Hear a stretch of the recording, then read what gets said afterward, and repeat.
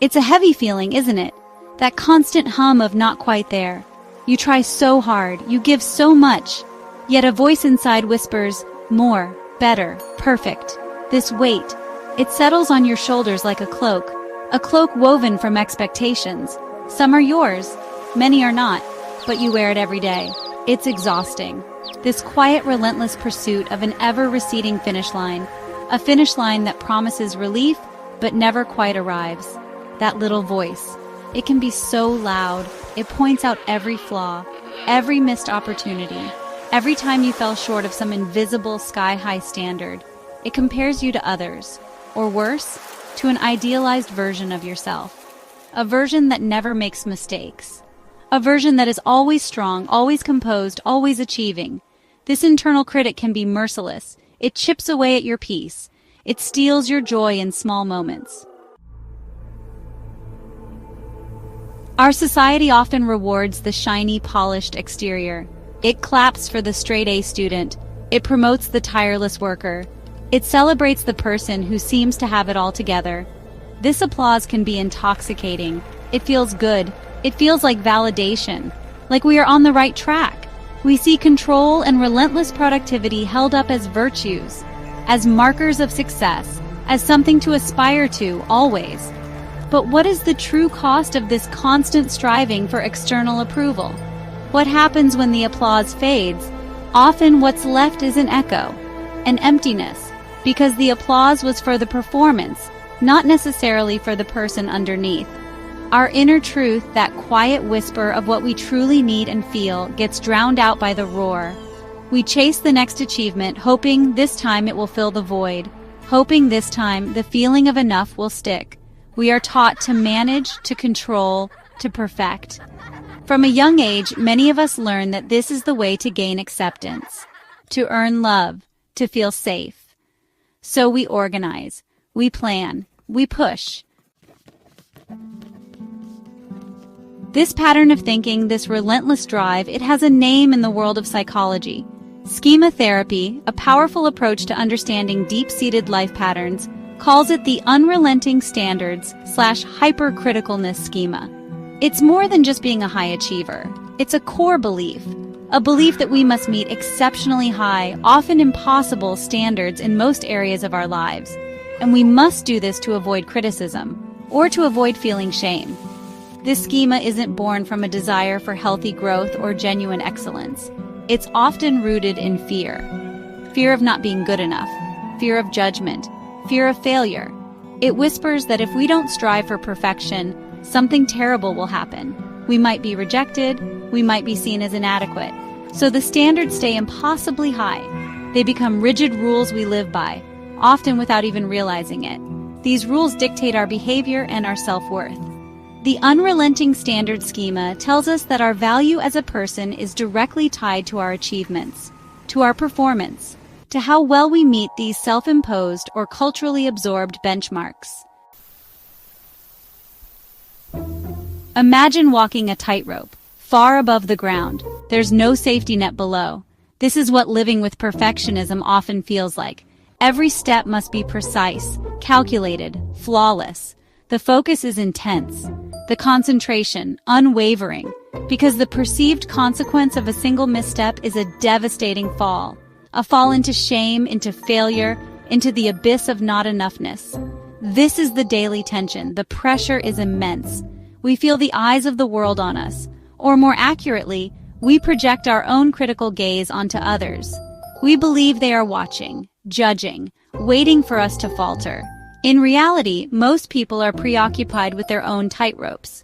The harshest critic, the most demanding audience member, usually resides within our own minds. But the feeling of being constantly scrutinized is very real and very heavy. This constant state of high alert is utterly exhausting. It drains our energy. It saps our creativity. It makes it nearly impossible to enjoy the journey. Section 5. Maria's story, when the pursuit of flawless becomes a cage. Let me tell you about Maria.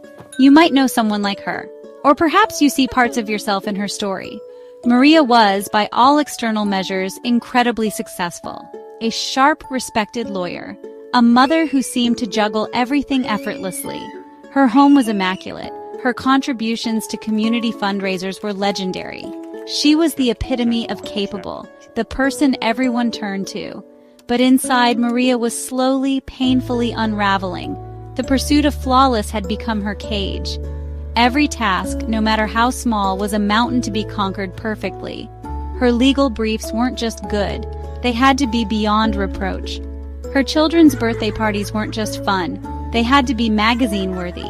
Even her attempts to relax, like gardening, became fraught with the pressure to have the most perfect roses, the most weed-free beds. She found herself working late into the night, rechecking, redoing, rethinking. Sleep became elusive. Joy felt distant. Section 6. The Invisible Scars, Burnout, Anxiety, and the Shadow of Perfection. The connection between perfectionism and mental health struggles is not just anecdotal. The research is increasingly clear. Striving for unattainable perfection is a significant risk factor. It lays a fertile ground for anxiety, depression, and burnout. These are the invisible scars, the deep wounds that form when we demand the impossible from ourselves day after day. They are real and they are painful. Anxiety disorders often walk hand in hand with these unrelenting standards. The constant worry about performance, the fear of negative evaluation, the what-ifs that spiral out of control. This isn't just regular stress, it's a pervasive sense of dread, a feeling that something bad is always about to happen if we let our guard down, if we aren't perfect. This chronic state of hyper-arousal takes a tremendous toll on our minds and bodies. Depression, too, can cast its long shadow. When we inevitably fall short of our impossible ideals because we are human, a sense of hopelessness can set in. The inner critic becomes louder, more vicious. See, you failed. You're not good enough. Section 7. The Tightened Corset. Perfectionism's Unique Burden on Women. While perfectionism can affect anyone, women often face a unique and intensified set of pressures. It's like wearing a corset, tightened by societal expectations, cultural norms, and historical roles. From a young age, many girls are subtly, and not so subtly, taught to be pleasing, to be accommodating, to be good. This often translates into an internal pressure to be perfect in multiple, often conflicting roles. Think about the messages. Be a devoted mother, but also a high-achieving professional.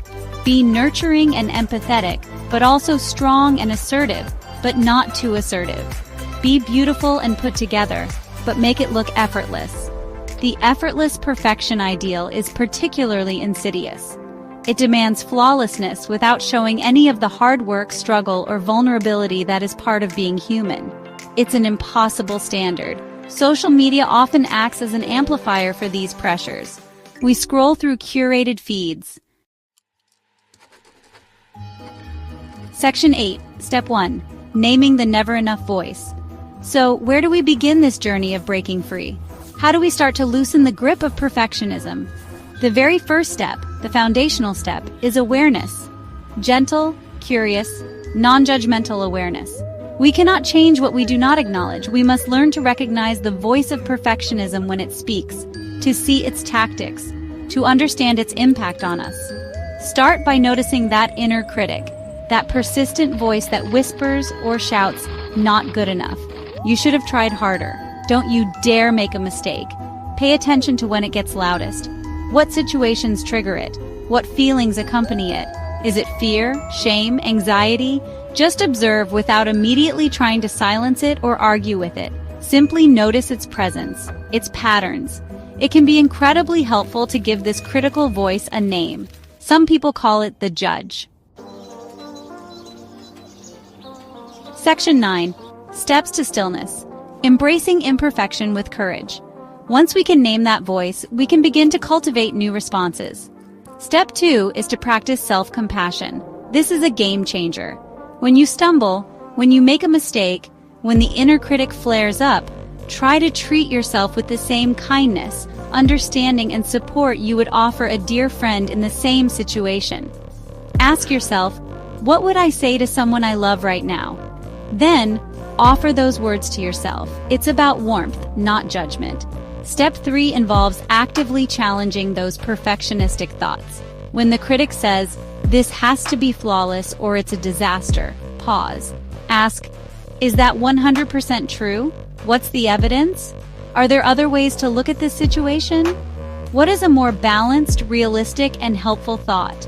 This isn't about pretending everything is rosy. It's about questioning the extreme black and white thinking that fuels perfectionism.